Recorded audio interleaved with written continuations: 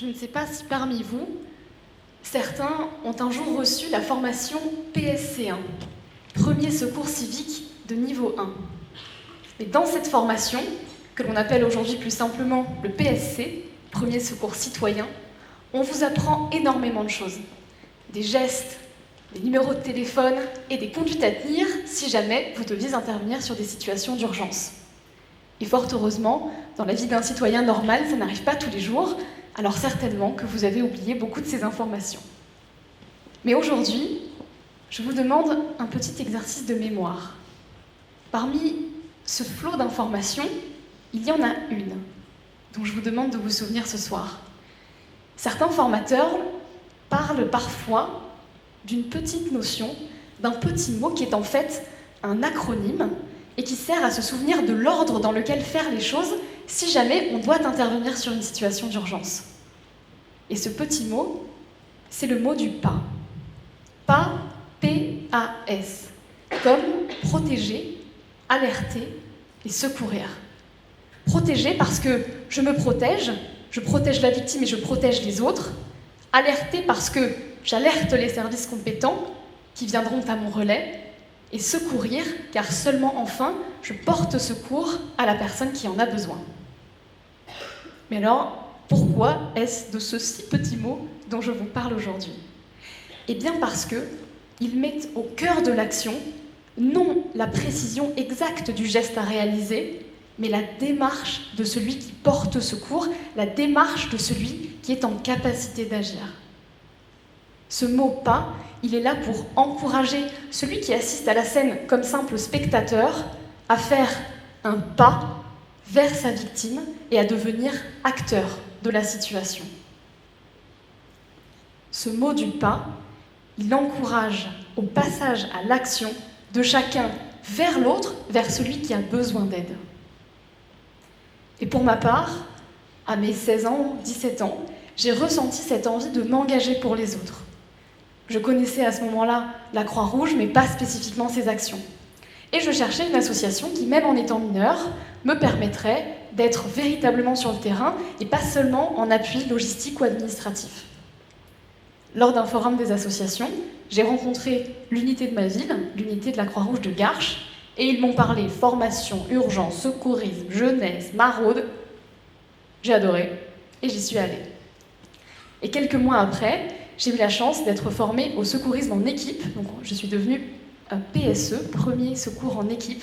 C'est une petite formation de 2 semaines et grâce à cette formation, j'ai pu ensuite participer à des gardes que la Croix-Rouge réalise auprès du SAMU et de la Brigade des sapeurs-pompiers de Paris.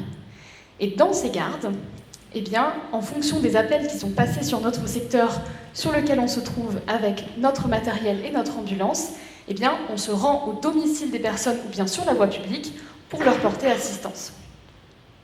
Et au cours de ces gardes, mais également au travers de d'autres actions comme les maraudes que la Croix-Rouge réalise auprès des sans-abri, eh bien, on a une chance assez extraordinaire, si c'en est une, c'est de voir la souffrance en face.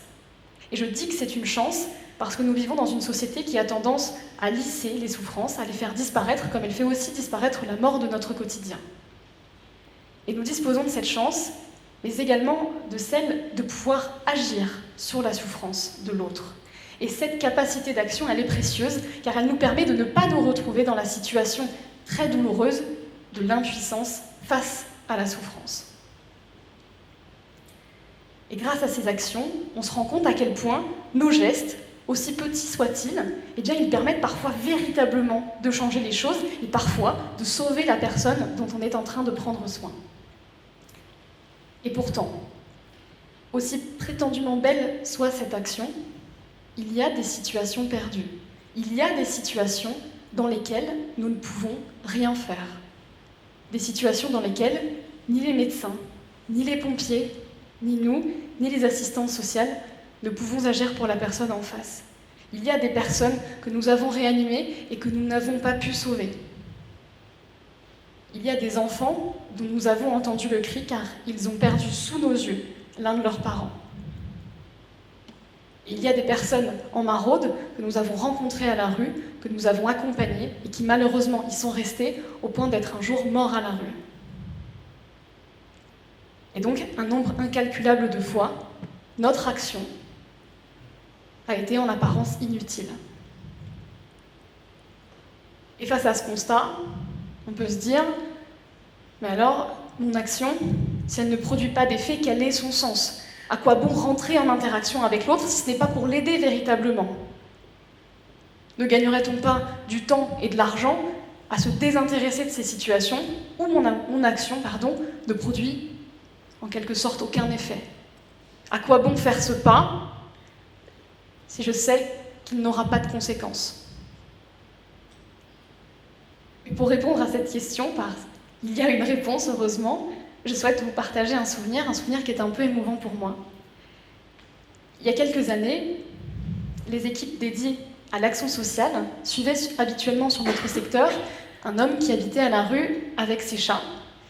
Et ils s'étaient construits une sorte de cabane de fortune au-dessus d'un pont.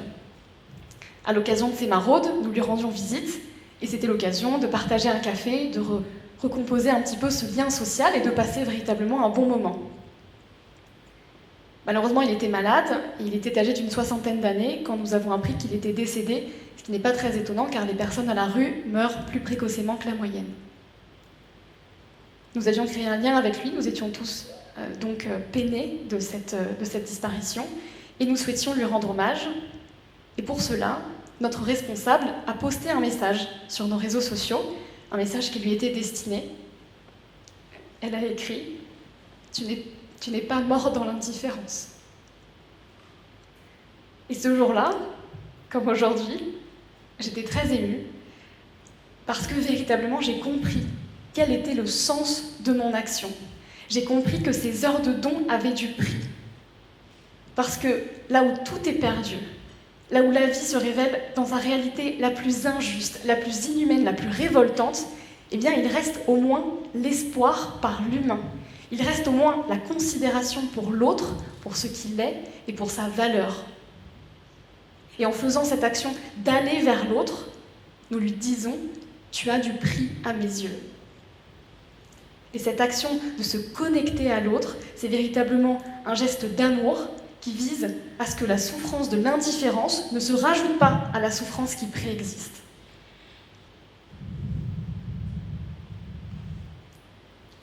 Alors maintenant, si je vous ai convaincu du pourquoi il valait la peine de se connecter à l'autre, se pose la question du comment. Et vous l'avez certainement expérimenté, se connecter à l'autre n'est pas quelque chose de facile, surtout dans un contexte de souffrance. Et tout ça pose beaucoup de questions. Des questions sur l'autre d'abord. De quoi souffre-t-il? Veut-il être aidé? Comment va-t-il percevoir mon aide? Des questions sur moi ensuite. Suis-je capable de faire ça? Comment dois-je le faire? Pour qui est-ce que je me prends? Et puis des questions sur les autres. Vont-ils penser que je fais ça pour les caméras ou pour le signalement de vertu? Vont-ils me juger si j'échoue? Mais toutes ces questions, elles sont saines parce qu'elles témoignent de la volonté que nous avons de bien faire les choses. Et seul celui qui sait à quel point la tâche qui l'attend est complexe, sait à quel point il est fragile face à cet exercice. Aussi, cette action, si nous souhaitons l'entreprendre, eh bien elle nous appartient. Et nous sommes les seuls à pouvoir déterminer quelles causes, quelles circonstances, quelle temporalité, quelles personnes feront ou non notre passage à l'action. Maintenant, comment faire concrètement? Je suis désolée, il n'y a pas de recette miracle. Et donc cette action, elle nous appartient. Pourtant, dans mon expérience et au cours des difficultés rencontrées, j'ai noté quelques éléments qui font office de facilitateurs dans l'action et qu'il me semble intéressant de vous partager. La première de ces choses, eh bien, c'est la formation. Parce que grâce à la formation et à l'information qu'on y apprend, eh bien, on se fortifie sur son sujet, on apprend à le connaître. Et surtout, on ajuste nos croyances à la réalité du terrain, ce qui nous permet de ne pas projeter notre idéologie, notre pensée et ce que nous pensons être bon sur la personne que nous venons aider. Ensuite, grâce à cette formation, eh bien, on s'oblige à l'humilité parce qu'on se met en position d'apprentissage et donc on reconnaît forcément que nous ne savons pas ou pas assez.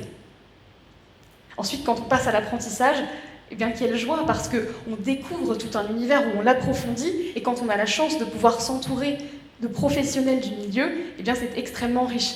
En secourisme, par exemple, nous sommes parfois accompagnés de médecins ou d'infirmiers du SAMU ou de la Brigade des sapeurs-pompiers de Paris, et leurs enseignements sont très enrichissants, car 10 ans d'études versus 2 semaines de formation, bien, vous voyez où je veux en venir, c'est toujours très intéressant d'apprendre d'eux. Et puis grâce à cette formation, surtout, on se met en condition, on se conditionne à l'action et on se prépare à être prêt. La deuxième chose qui peut être intéressante dans ce passage à l'action, c'est le collectif. L'action individuelle, elle n'est pas impossible, bien au contraire. Et l'intimité qui se crée dans une relation à deux peut parfois aider à ce contact. Mais le collectif apporte quelque chose de spécial. Vous connaissez cette phrase, tout seul, on va plus vite, ensemble, on va plus loin. Eh bien, je la pense très vraie. Et dans ce collectif, quand on est un groupe animé par la même ambition, par la même envie, par la même volonté d'agir, eh bien, on devient en équipe et on s'équilibre, nos différentes personnalités vont ensemble pour véritablement aller plus loin. Et ce collectif, il peut être aussi parfois salvateur parce que passer à l'action, c'est se mettre en difficulté, et dans ces moments-là, le regard, les mots, la présence de celui qui a vécu la même chose que vous, eh bien cela peut beaucoup aider. La dernière chose qui peut être un facilitateur également, eh bien c'est l'uniforme. Encore une fois, il n'est pas indispensable et vous pouvez tout à fait agir sans celui-ci. Mais je trouve qu'il est intéressant parce que déjà, il nous met sur le même pied d'égalité. Et si bien sûr nous restons chacune de nos individualités, eh bien il est une sorte de revendication de ce que nous venons accomplir au nom de cette institution, de ses valeurs et de ses principes. Et en ce sens, il nous protège autant qu'il nous encourage. Il nous protège parce que c'est une sorte de cape ou d'armure que l'on met pour partir en mission et que l'on peut enlever la soir venue, ce qui peut parfois être une bonne chose. Et il nous encourage parce que quand on porte l'uniforme d'une association, d'une institution connue et reconnue, comme c'est le cas pour la Croix-Rouge, eh bien les personnes que l'on vient aider nous font le don beaucoup plus facilement de leur confiance, et c'est là à la fois un facilitateur dans l'action et sur le plan humain un véritable cadeau. En somme, cet uniforme, c'est nous qui le portons, mais c'est véritablement lui qui nous porte et qui nous apporte beaucoup. Vous l'aurez compris, ces 3 éléments, formation, équipe, uniforme, ils ne sont que les accessoires optionnels d'une action dont le cœur réside vraiment dans la volonté que nous y mettons, dans le pas vers l'autre et surtout dans la main tendue. Je vous remercie.